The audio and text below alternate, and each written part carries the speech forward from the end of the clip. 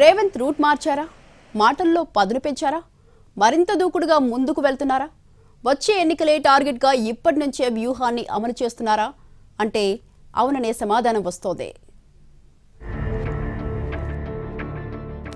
మొన్న కోహెడ, నిన్న ఉప్పల్, ఇలా Telangana CM Revanth Reddy punch dialogues తో హీట్ పెంచేస్తున్నారు.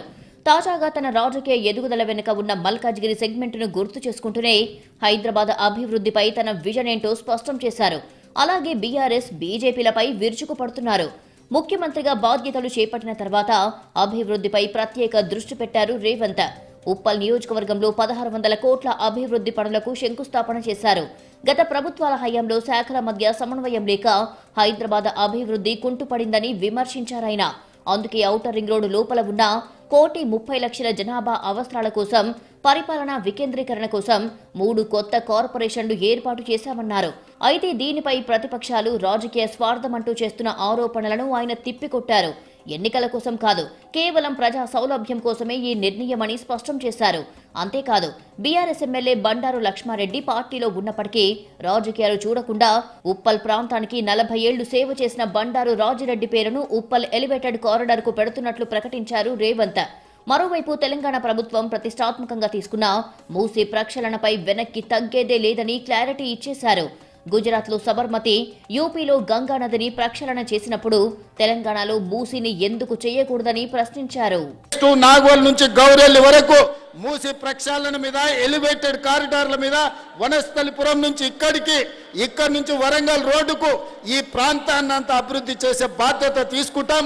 అధికారులకు కూడా, మూసీ అధికారులకు కూడా ఆదేశాలు ఇస్తున్నా. 100 రోజుల్లో ఈ ప్రాంతం ఫేజ్ 2 మూసీ ప్రక్షాళన పనులు జరగాలి. పూర్తి స్థాయిలో అంచనాలు వేయండి. పనులను అన్నిటినీ ప్రభుత్వ అనుమతులు తీసుకోండి. ఈ ప్రాంతానికి నేను చేయగలిగిన సేవ ఇదే.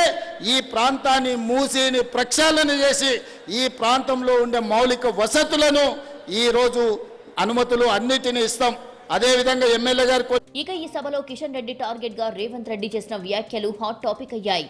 హైదరాబాద్ మెట్రో 9వ స్థానానికి పడిపోవడానికి, మెట్రో విస్తరణ ఆగిపోవడానికి కేంద్ర మంత్రి కారణమని ఆరోపించారు.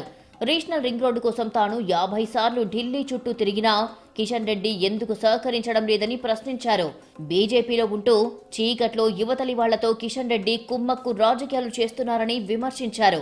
నవంబర్ 15 తర్వాత కిషన్ రెడ్డి సంగతి బరాబర్ చెప్తా అంటూ రేవంత్ ఇచ్చిన అల్టిమేటం ఇప్పుడు టాక్ ఆఫ్ ది స్టేట్ గా మారింది. మీకే మాటలు వచ్చు అనుకుంటున్నాం, మాకు మాటలతో పాటు చేతలు కూడా వచ్చు. కిషన్ రెడ్డి గారు 15 తారీఖు తర్వాత వడ్ల సేకరణ 75 లక్షల మెట్రిక్ టన్నులు అయిపోతాయి.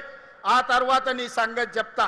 ఎట్లా కొనదో కేంద్ర ప్రభుత్వం, మొక్కలు ఎట్లా కొనరో, జొన్నలు ఎట్లా కొనరో, పొద్దు తిరుగుడు ఇత్తులు ఎట్లా కొనరో, మెట్రో రైలుకి ఎందుకు పైసలు ఇయ్యరో, రీజనల్ రింగ్ రోడ్డుకు ఎందుకు అనుమతి ఇవ్వరో, వరంగల్ ఎయిర్పోర్ట్ ఎట్లా రాదో, ఆదిలాబాద్ ఎయిర్పోర్ట్ ఎట్లా నిర్మించరో నీ సంగతి చెప్తా. పొలిమేరలు కూడా దాటో కిషన్ రెడ్డి. నువ్వు అనుకుంటున్నావేమో నీ కేంద్రంలో ప్రభుత్వం ఉంది, నరేంద్ర మోడీ గారు ఉన్నారని భయపెట్టాలని చూస్తున్నారు.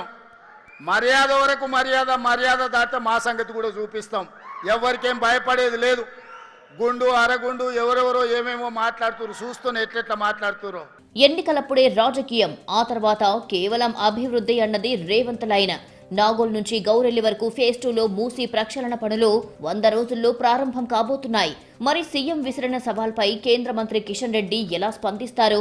నవంబర్ 15 తర్వాత రేవంత్ చెప్పబోయే ఆ సంగతేంటి? హైదరాబాద్ ప్రక్షాళన క్రతువులో విపక్షాలు కలిసి వస్తాయా లేదా అనేది చూడాలి.